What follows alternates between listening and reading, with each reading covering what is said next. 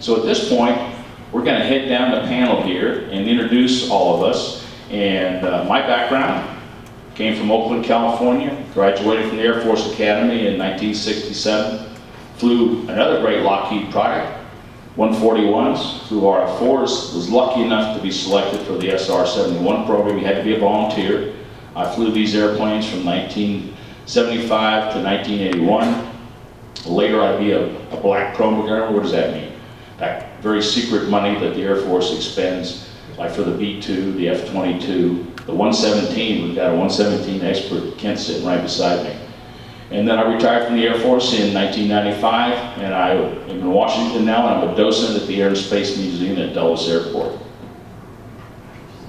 Good morning. My name is Kent Burns. As was said, I was the SR-71 chief engineer during the reactivation program between 1994 and 1998. I started at Lockheed in 1980 as a 117, as was said, design engineer, and I worked my way up to being a LO specialist. But during the 1994-98 timeframe, I had the privilege of being the chief engineer for Lockheed Martin during the reactivation program, and one of the best experiences of my life. Chuck Soper, I was fortunate enough to go to Beale in 1976. I spent the previous 4 years in B-52s. Stayed at Beale for 4 years, left in 1980, went to Omaha, Nebraska as the SR-71 program manager, and then went to the Pentagon and did the budget justification for the SR and other programs. Went to CENTCOM, and during the Gulf War I was at CENTCOM, retired after 22 years in 1992, worked for a contractor 1 year, and then I went on to work for Bank of America for 17 years, and I have an investment company. I would like to say thank you to the Cosmosphere and Hutchinson, Kansas. It's truly an impressive organization out here, and the exhibits that they have are unmatched, just unbelievable, amazing. So it's great to be here.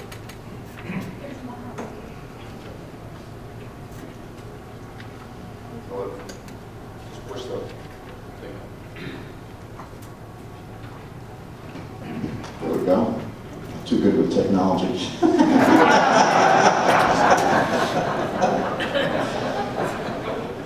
Really, the highlight of my career was flying with Buzz. I was his backseater, and very enjoyed that experience. It turned out that he's my best friend, and will be. And we all feel that way about each other. If I can say anything about the program, it's not only the airplane, it's the camaraderie. It's how we feel about each other. We're like brothers, every one of us. We're very close. How many reunions do you have where everybody wants to go to every reunion? That's the way you feel about each other. You hardly ever miss it. What do you think about us? I would agree. Yeah. I have an Air Force career too, and some B-52s, F-4s.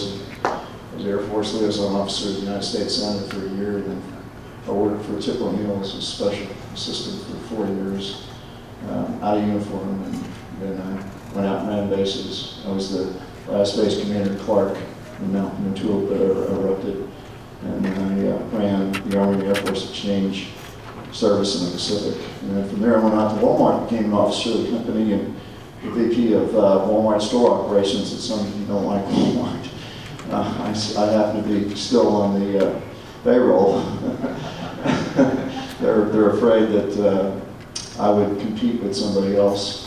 I've been pushing social media and all that for a long time, and a lot of other futuristic technologies, and they're finally coming around to it. And I had the good fortune a couple of weeks ago to get an invitation back to Walmart to meet up with Mark Zuckerberg, who founded Facebook, and together we put together a social media program. Also a trustee of the State Parks and Wildlife for the state of Texas. There's about 7 of us, and Carl Rowe is a fellow member, and we put on a presentation for them to get the word out on Texas parks and to raise money privately so we could keep all our parks open, keep our fisheries, built a new warden program down there for our wardens. We've got 540 of them. So after Walmart, I retired and started my own company. Basically, it's a technology transfer company that works with graduate schools of engineering across the United States, include Stanford and Yale and some of the others. And what we do is we keep the kids in school, and we help them get through their PhDs. We do all the patent research.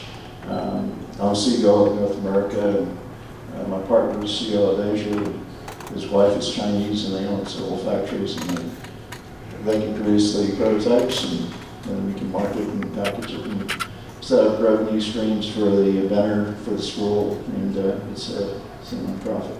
And I do a lot of teaching. I go around the country to schools of marketing, colleges that teach marketing, talking about the future. I also work in the skunk works at Google, and work on a couple of applications. One's a medical app that will have your human genome in it, and every conceivable prescription drug, over-the-counter drug, imaginable,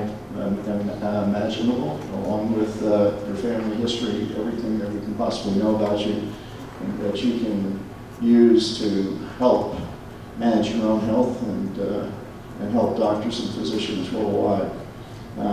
That will be on the Android platform, and hopefully it'll be in common use. We've got Steve Jobs, when he was diagnosed with cancer, spent $100,000 on the human genome, and now we've been able to get that down to about 1,000, and we hope to get it down to under $100, so that maybe even give it away, so that we can get an app out there that you can download to your iPhone and use to your benefit the way you want to.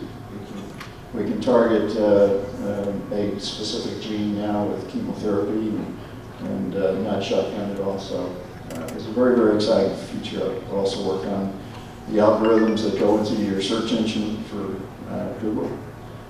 Every month they change the lineup for AdSense and advertising. So all of us, had to start in the 71. All right.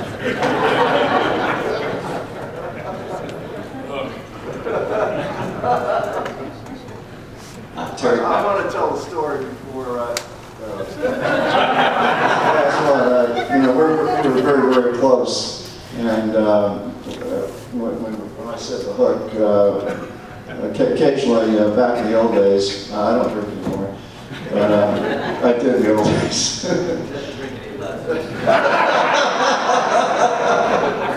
We had a joint called the vodka tonic, and we called it a basic hook, right, Buzz? You got it. And one of our, this is how close we are. I was with one of our pilots, Bill Moniker, and he was dying of pancreatic cancer. And they say the last thing that to go is your hearing. And it was his wife and the hospice nurse and myself. And I was holding his hand, and I knew that it was coming down to the last moments. And I said, Bill, it's time for a hook. And he smiled and took his last breath.